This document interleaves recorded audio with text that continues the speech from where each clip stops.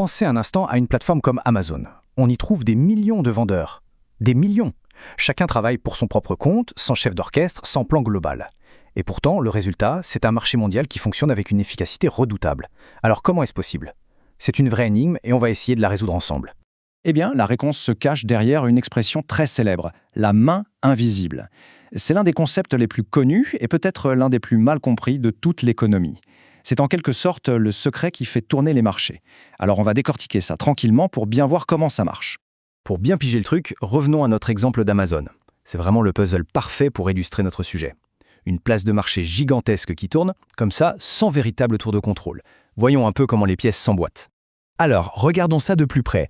On a des millions de vendeurs éparpillés aux quatre coins du monde. Personne, absolument personne, ne leur dit à quel prix ils doivent vendre ni quelle quantité ils doivent produire. Leur seule et unique boussole, leur intérêt personnel. À première vue, ça ressemble à un chaos total, n'est-ce pas? Et pourtant, de ce chaos apparent, naît un ordre. Un ordre spontané. C'est ça qui est fou. Sans que personne ne vise l'intérêt général, un système super efficace finit par émerger comme par magie. Le mécanisme est vraiment fascinant.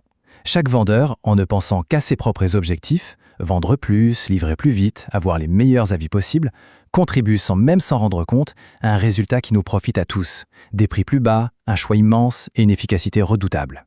Ce phénomène, où la somme des intérêts personnels finit par servir l'intérêt de tous, porte un nom. Un nom célèbre qu'on entend depuis plus de 2 siècles. Il est temps de mettre les mots dessus. C'est la fameuse main invisible. Alors, qu'est-ce que ça veut dire concrètement, la main invisible? C'est une idée à la fois simple et révolutionnaire. L'idée que chaque individu, en cherchant à améliorer sa propre situation, finit par contribuer au bien-être de la société, souvent de manière bien plus efficace que s'il avait essayé de le faire directement.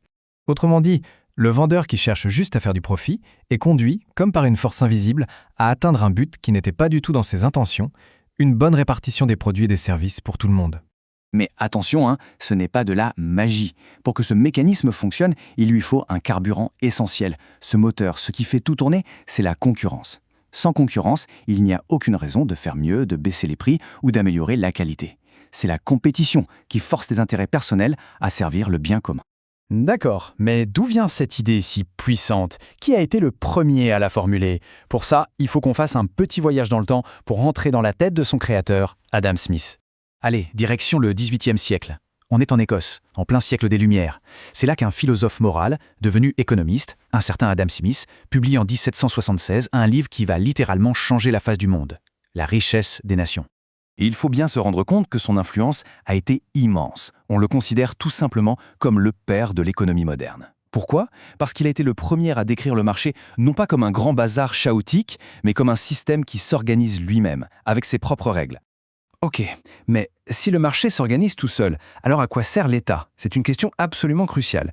Et la réponse de Smith, vous allez voir, est beaucoup plus fine et nuancée qu'on ne le pense souvent. Et là, attention à une erreur très fréquente. La main invisible, ça ne veut absolument pas dire pas d'État ou pas de règles. Smith n'a jamais été un anarchiste, loin de là, c'est une caricature de sa pensée. Au contraire, pour Smith, pour que le marché fonctionne, l'État a un rôle de gardien qui est indispensable. Il doit s'occuper de 3 choses, et seulement 3.